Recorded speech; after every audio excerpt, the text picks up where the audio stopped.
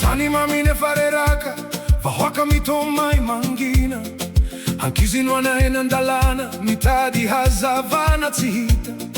Ny vary lasa lafo loatra, ny asa taona andravoana. Fa ao am-po mbola misy afo, tsy mety ho resy mora foana.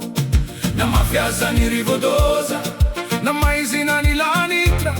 Mbola misy kintana mamiratra, ho antarana karatry zay. Mbola hoavy ny maraina, hifoazindray gasikara. Ny ranomaso voafafa, isy fanantenana vaovao. Mbola hoavy ny maraina, iara itsangany isika.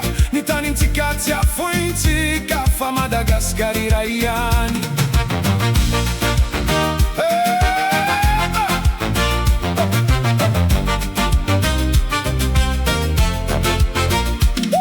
Misy mangalatra ny arena, fa ny vahoaka mbola mijaly.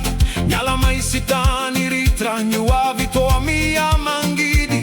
Kanefa mbola misy tanora, vonona narinindray. Hanoratra tantara vaovao, tsy anaiky ho potiky intsony. Na mafiaza ny adim-piainana, na lava ny alina.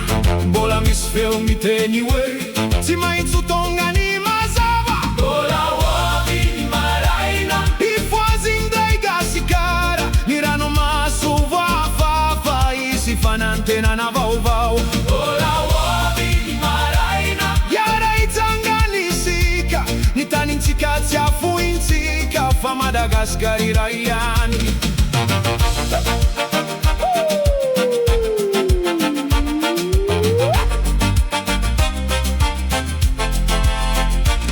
Avery malagasy rehetra, atsangano ny firaisankina.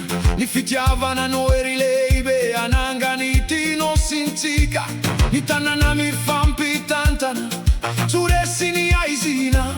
Fa ny fombola minoma, fifotongy le andro vaovao. Na mafiasa ny rivodoza, na maizina ny lanitra.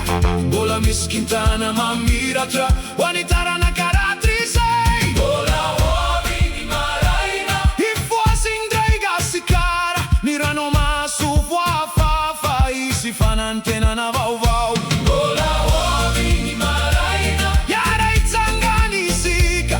Ny tanintsika tsy afointsika, fa Madagasikara iray ihany.